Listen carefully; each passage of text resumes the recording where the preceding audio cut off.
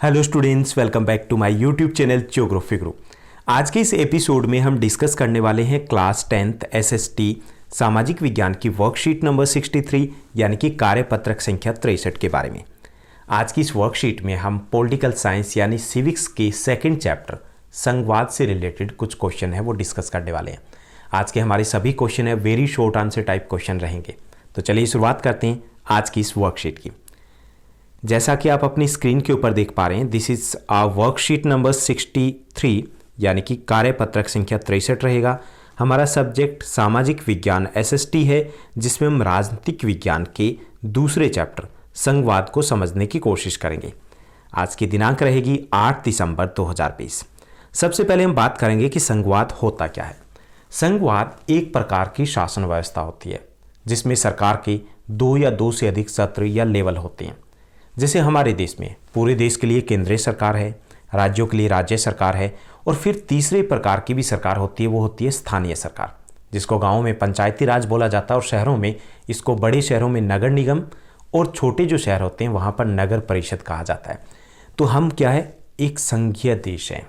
Okay, इसका opposite होता है एकात्मक शासन, जहाँ पर एक ही प्रकार की सरकार होती है, वो छोटे देशों में होती है जिनका आकार छोटा होता है। संघवाद जो है वो 2 प्रकार का होगा। हम इसलिए डिस्कस करें क्योंकि इन क्वेश्चन में हम इनको डिस्कस करने वाले हैं। एक होता है कमिंग टुगेदर और एक होता है होल्डिंग टुगेदर। कमिंग टुगेदर मतलब कि अलग देश थे और वो साथ आकर के उन्होंने एक देश बना लिया। जैसे ब्रिटेन है, उसमें 4 देश शामिल है। जैसे अमेरिका है, ऑस्ट्रेलिया है, तो ये अलग स्वतंत्र देश थे, उन्होंने आकर के संघ बना लिया। ये होता है कमिंग टुगेदर फेडरेशन। ओके, दूसरा जो संघ होता है वो होता है होल्डिंग टुगेदर फेडरेशन, कि एक बड़ा देश है, अच्छे से शासन हो, एक समान विकास हो, इसके लिए खुद को कई राज्यों में विभाजित कर दिया, इसलिए वहां पर कई प्रकार की सरकार है। भारत दूसरे प्रकार के संघ का उदाहरण है। अब हम प्रश्नोत्तर की तरफ बढ़ते हैं। आज की इस वर्कशीट में कुल 10 क्वेश्चन दिए गए, 10 प्रश्न दिए गए हैं।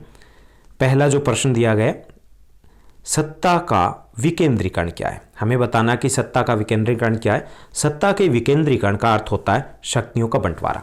इंग्लिश में इसको डिसेंट्रलाइजेशन बोलते हैं, यानी कि सेंट्रलाइजेशन का अपोजिट होता है। तो सत्ता के विकेंद्रीकरण का अर्थ है शक्तियों का बंटवारा। जब केंद्र सरकार से शक्तियां लेकर के राज्य तथा स्थानीय सरकारों को दी जाती है तो इसे हम कहते हैं सत्ता का विकेंद्रीकरण।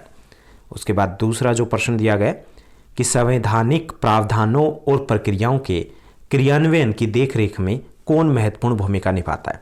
यानी जैसे संविधान है तो वो संविधान ठीक से लागू हो रहा कि नहीं हो रहा, क्या उसमें संशोधन हुए, ठीक से हुए या नहीं हुए, तो ये कौन देखता है, कौन ऑब्जर्व करता है। तो संवैधानिक प्रावधानों और प्रक्रियाओं के क्रियान्वयन की देखरेख में न्यायपालिका महत्वपूर्ण भूमिका निभाता है।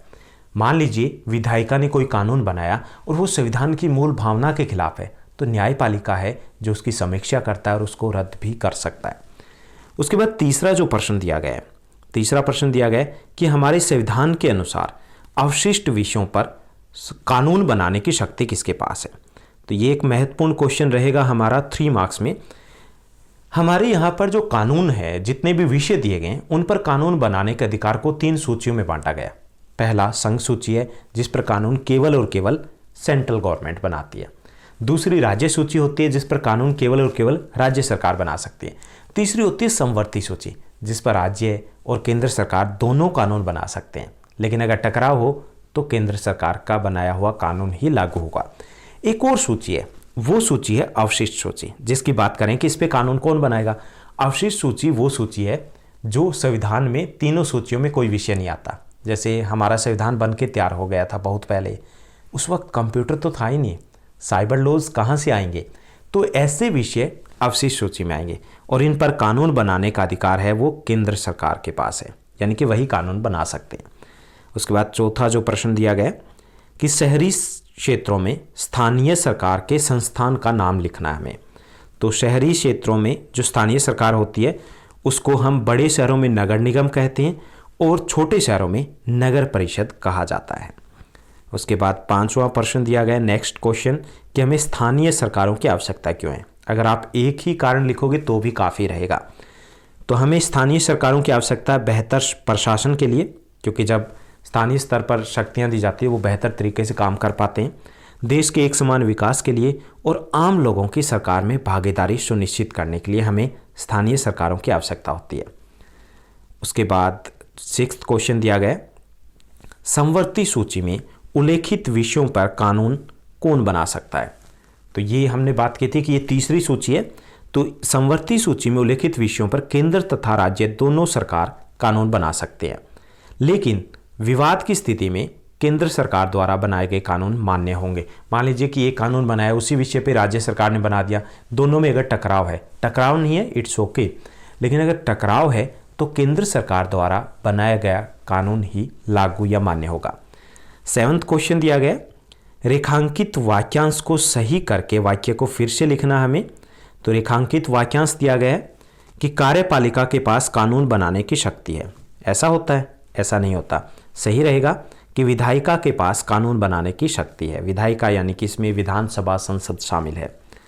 8th क्वेश्चन दिया गया, रिक्त स्थान भरिए। हिंदी के अलावा संविधान द्वारा रिक्त स्थान जो दिया गया कि देश भाषाएं संविधान द्वारा अनुसूचित की गई है। हिंदी के अलावा हमारे संविधान के द्वारा अन्य भाषाएं, कितनी भाषाएं अनुसूचित की गई, तो ये हमें बताना है। तो कुल 22 भाषाएं हैं, तो इसमें हिंदी को छोड़ना है, तो कितनी रह गई? 21 भाषाएं। तो हमारी 21 भाषाएं अनुसूचित सूची में शामिल है, यानी हम हमारे देश में इन भाषाओं में परीक्षा दे सकते हैं, इन भाषाओं को अपना सकते हैं, सरकार को सुविधाएं देनी पड़ेगी। उसके बाद 9th क्वेश्चन दिया गया है, इसमें हमें बताना है कि निम्न में से कौन सा महासंघ एक साथ आने का उदाहरण नहीं है। अभी थोड़ी देर पहले हमने बात की थी कि 2 प्रकार के संघ होते हैं, कमिंग टुगेदर एक साथ आने वाला और होल्डिंग टुगेदर एक साथ रखने वाला संघ। तो इंग्लिश में लिखो तो बेटर, कमिंग टुगेदर और होल्डिंग टुगेदर। तो यहाँ पर स्पेन है वो होल्डिंग टुगेदर में, भारत की तरह ही है यहाँ पर शासन व्यवस्था, यानी कि यहाँ पर एक देश है, उसको कुछ राज्यों में इन्होंने बांटा है ताकि शासन ठीक से रहे। उसके बाद 10th क्वेश्चन दिया गया जो इस वर्कशीट का लास्ट क्वेश्चन है कि नीचे दिए गए अभिकथन और कारण दिए गए, उनको पढ़ना है, पढ़ लिया हमने और सही उत्तर चुनना है। तो ए दिया गया, अभिकथन दिया गया, सिंहलियों और तमिलियों, जो सिंहलियों और तमिलों के बीच अविश्वास व्यापक संघर्षों में बदल गया था। हमने पढ़ा है कि गृह युद्ध हो गया था। एक नए संविधान में यह प्रावधान किया गया कि सरकार बौद्ध धर्म की रक्षा करेगी और बढ़ावा देगी। तो ये बात भी सही है और ये बात भी सही है, और ये बात भी सही है कि ये कारण था जिसके कारण वो आपस में जो झगड़ा था, तनाव था और बढ़ गया था। तो हम कहेंगे कि ए और आर दोनों सही है और आर ए की सही व्याख्या है, क्योंकि तनाव बढ़ने का एक कारण ये भी था। तो ये थी हमारी आज की आसान सी वर्कशीट। उम्मीद करता हूँ आपके सभी डाउट्स क्लियर हो गए होंगे।